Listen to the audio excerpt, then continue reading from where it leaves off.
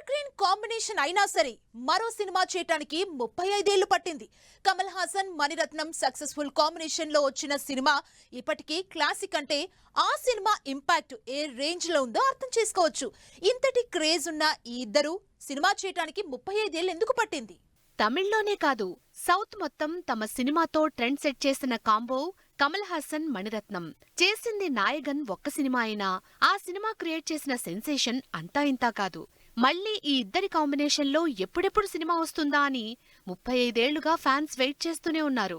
అయితే ఈ మధ్యే కమల్ మణిరత్నం కాంబినేషన్లో థక్ లైఫ్ మూవీ అనౌన్స్ అయింది.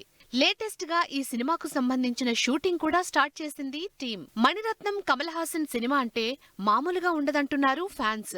అసలే ఉన్న ఎక్స్పెక్టేషన్స్ కి తోడు థక్ లైఫ్ అంటూ సెట్ చేసిన టైటిల్ ఇవి చాలవన్నట్టు సాలిడ్ స్టార్ కాస్ట్ ఈ సినిమా మీద ప్రతి స్టేజ్ లో ఎక్స్పెక్టేషన్స్ క్రియేట్ అవుతూనే ఉన్నాయి.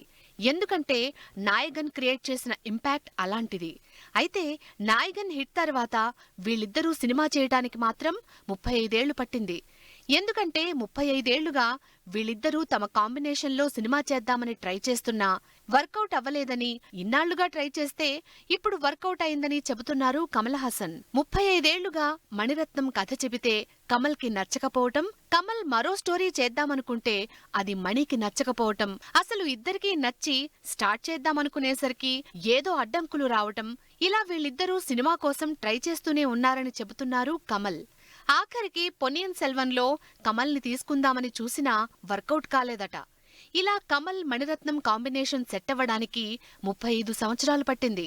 కానీ లేట్గా అనౌన్స్ చేసిన పాన్ ఇండియా ఆడియన్స్ కి కావలసిన ఎలిమెంట్స్ తో, సాలిడ్ స్టార్ కాస్ట్ తో, భారీ బడ్జెట్ తో, యాక్షన్ ఎలిమెంట్స్ తో, రెహమాన్ మ్యూజిక్ తో కమల్ హాసన్ సొంత ప్రొడక్షన్లోనే ఈ బుధవారం షూటింగ్ మొదలుపెట్టింది థక్ లైఫ్.